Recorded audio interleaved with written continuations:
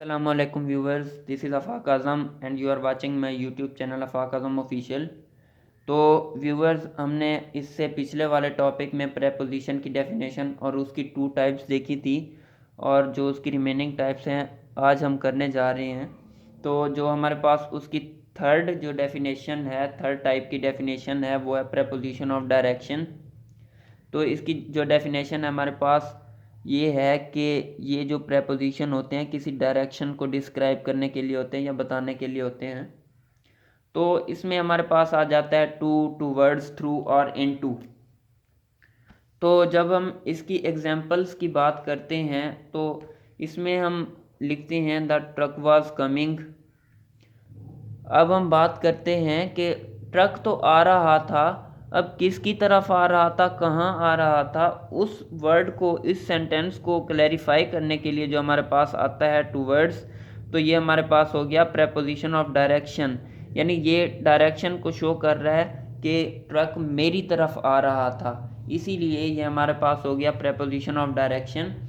इसी तरह जो रिवर में जंप करने की डायरेक्शन को आइडेंटिफाई कर रहा है वो है हमारे पास इनटू, यानी उसने दरिया के अंदर छलांग लगाई। इसी तरह थर्ड एग्जांपल में जब हम बात करते हैं he went to the shop, वो चला गया, कहाँ पर चला गया, डायरेक्शन को शो कर रहा है कि किधर वो गया। तो टू जो हमारे पास वर्ड आ रहा है वो है प्रेपोजिशन ऑफ डायरेक्शन, ये शॉप की डायरेक्शन को क्लैरिफाई कर रहा है। तो इसी तरह हमारे पास एक प्रेपोजिशन की टाइप है प्रेपोजिशन ऑफ एजेंट्स। अच्छा, preposition of preposition of agent हमारे पास क्या होता है। प्रेपोजिशन ऑफ एजेंट में हम बात करते हैं कि एक काम हमारे पास हुआ है, उसकी कॉज को हम आइडेंटिफाई करने के लिए जो प्रेपोजिशन लगाते हैं वो है हमारे पास प्रेपोजिशन ऑफ एजेंट। तो इसमें हमारे पास प्रेपोजिशन ऑफ एजेंट जो मोस्टली यूज़ होता है वो होता है हमारे पास बाय। यानी हम कोई काम करते हैं तो उसके लिए हम जो लगाते हैं by me, by us, by you, जो भी है। तो इसमें मैंने एग्जांपल दी हैं आपको। अ लेटर वाज रिटन, तो जब हम बात करते हैं कि ख़त लिखा गया, तो जब हम उसको लिखने वाले राइटर की बात कर रहे हैं कि किसने लिखा है, तो उसको क्लैरिफाई करने के लिए जब हम बाय लगा देते हैं तो ये हमारे पास बन जाता है प्रेपोजिशन ऑफ एजेंट, जो कि हमारे इस रिटन को, लेटर रिटन को आइडेंटिफाई कर रहा है, क्लैरिफाई कर रहा है कि ये किसने लिखा है। तो जब हम लगाते हैं बाय हिम तो ये सेंटेंस का मफहूम वाज़ेह हो जाता है। तो इसमें हम दूसरी एग्जांपल में देखते हैं the bullet was fired, the gun was fired by policeman. तो गोली किसने चलाई, तो जब हम बात करते हैं कि पुलिसमैन के एक्शन की जब हम बात कर रहे हैं तो अब हमने लगाया है इसका बाय। यानी जो पुलिसमैन की तरफ से गोली चलाई गई है उसकी जब हम बात करते हैं तो ये हमारे पास प्रेपोजिशन ऑफ एजेंट, यानी बुलेट के फायर होने को जो आइडेंटिफाई कर रहा है वो हमारे पास है प्रेपोजिशन ऑफ एजेंट।